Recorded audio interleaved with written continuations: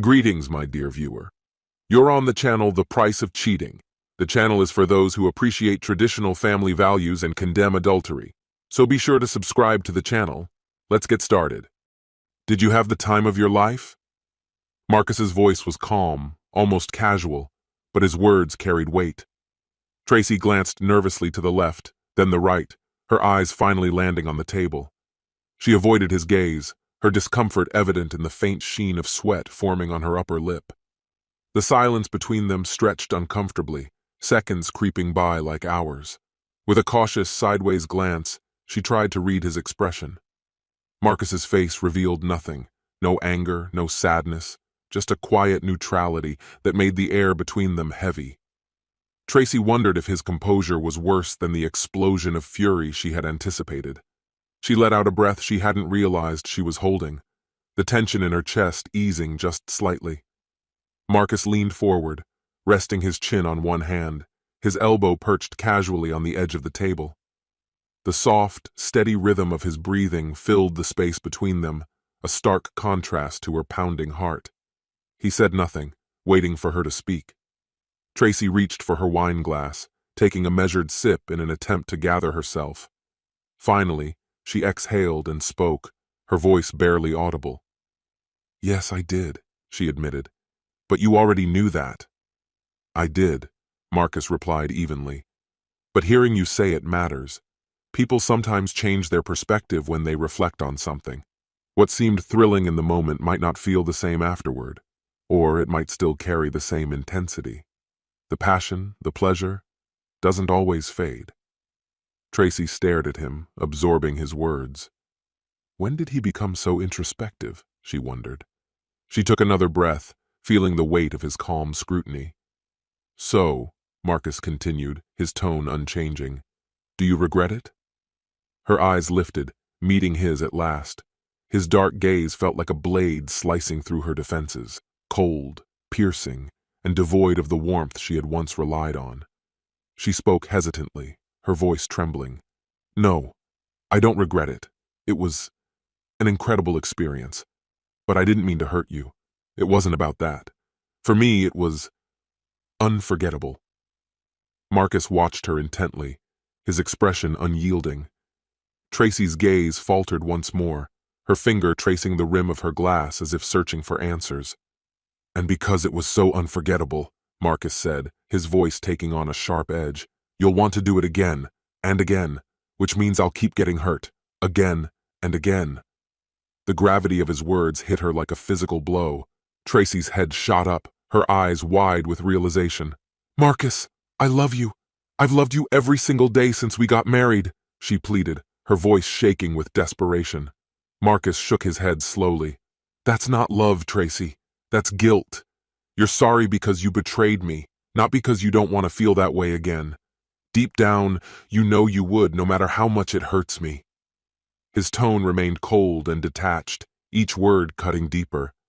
He drained his glass of wine, the sound of it clinking against the table the only noise in the room. Rising, he walked to the kitchen, poured himself another glass of red wine, and returned to his seat, acutely aware of her eyes following his every move. When he sat down, Tracy's voice broke the silence, trembling as she spoke. "I'll admit it. I want to feel it again. It was the most exhilarating thing I've ever experienced. But I don't want to lose us, Marcus. 16 years of marriage, what we have is worth fighting for." Tears welled up in her eyes as she searched his face for a shred of compassion, a hint of the man she had shared her life with. But Marcus remained stone-faced, his expression as unyielding as granite. "You want both," he said flatly, "but you can't have both. That's not how this works. I never thought you could be this selfish." Her thoughts swirled in a storm of confusion and guilt. Selfish? Was he right? She shifted uneasily in her chair. "I don't want a divorce, Marcus," she whispered, her voice cracking. 16 years. There has to be a way to fix this. I love you." Marcus's expression hardened further, his tone resolute. "No, Tracy, there's no fixing this. It's already broken." His words hit her like a gavel, final and unforgiving. Her mouth opened in protest, her voice rising. "You can't mean that. If you love me, you'd give me another chance." His eyes narrowed, his voice turning icy. "Another chance? I've given you more than enough chances. I know you slept with him 8 times. Tracy's blood ran cold. How could he know? Her mind raced, the name Will Tolliver flashing in her thoughts. He had promised her he wouldn't say a word. Before she could respond, Marcus shattered the mystery. "I confronted him," he said with quiet venom. "It's amazing what a broken tibia can do to loosen someone's tongue." Marcus recounted the confrontation, his voice detached. He had found Will outside a bar, struck his leg with a metal pipe, and watched him collapse. A second blow to the face sealed the younger man's confession. 8 times, over a month. Marcus's voice pierced her thoughts. 8 times, Tracy. That's not a mistake. That's a decision. What Tracy didn't know was that Marcus had uncovered her betrayal long before confronting Will. He had returned home early from a business trip, catching her in the act and silently recording everything. Later, in a hotel room, he watched the video, his worst fears confirmed. Now Marcus's words came like a verdict. "I loved you once, Tracy, but this is the end."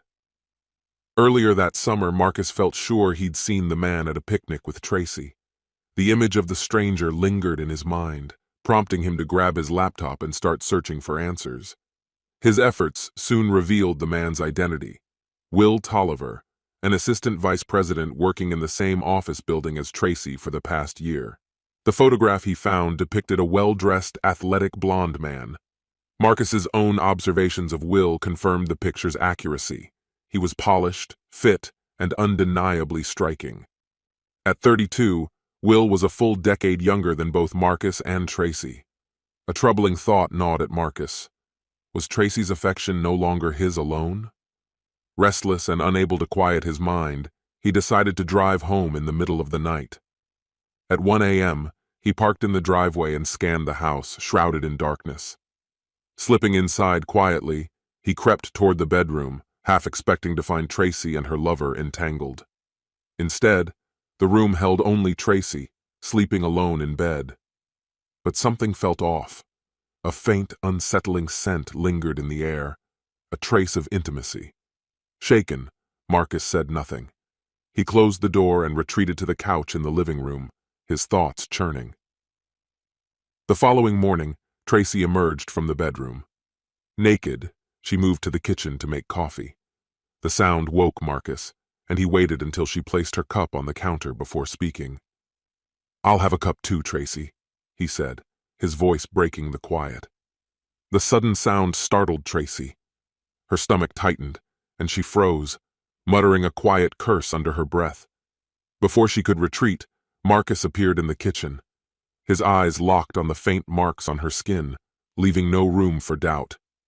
"It's not what it looks like," Tracy stammered, but Marcus's sarcastic response cut her off. "I'm sure it's not," he said coldly. Tracy tried to leave, but Marcus stepped in her path. He pulled out his phone and pressed play on a recording. Her face drained of color as she watched the footage. "Where did you get this?" she demanded.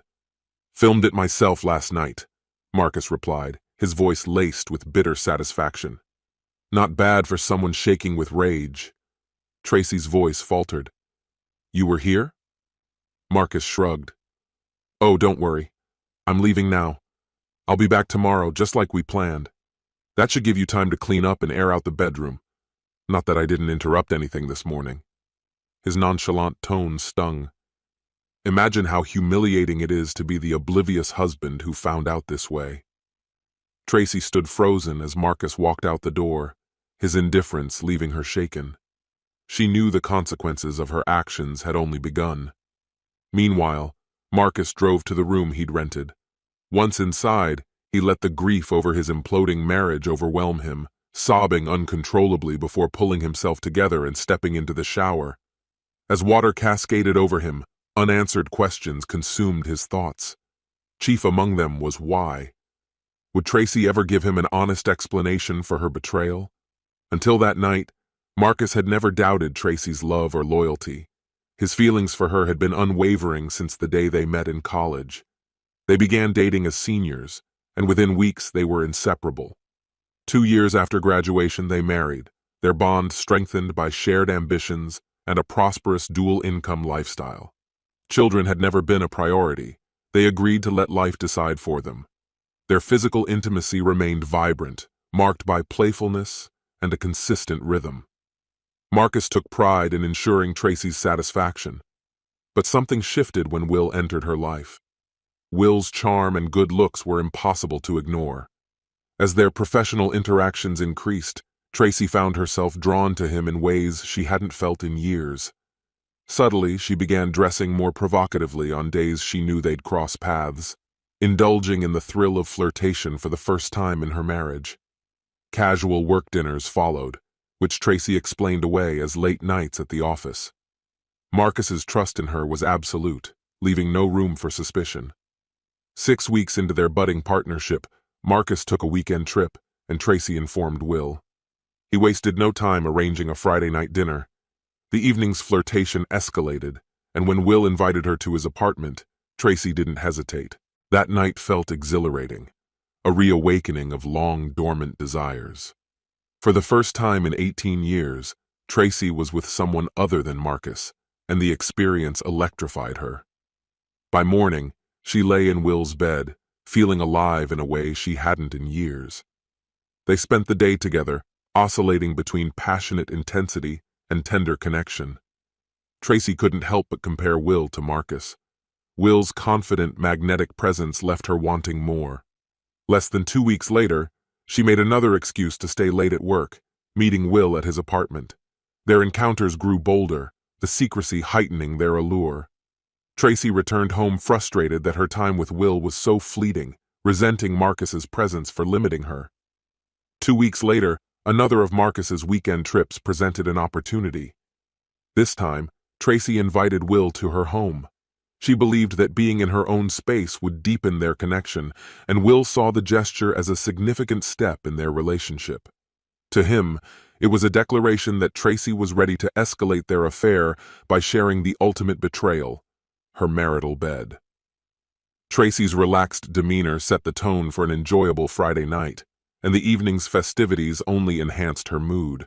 Her thrill peaked when Marcus made an unexpected entrance during her and Will's second intimate encounter of the night. Despite Marcus's firm intent to pursue a divorce, Tracy refused to accept his decision. Acting on the counsel of her attorney and the judge's directive, the couple was required to participate in 6 sessions of marriage counseling. "Mrs. Rains, what do you hope to achieve through these sessions?" Dr. Albertson inquired at the start of their first meeting. "I want to save my marriage," Tracy answered earnestly. "I know Marcus loves me and I love him.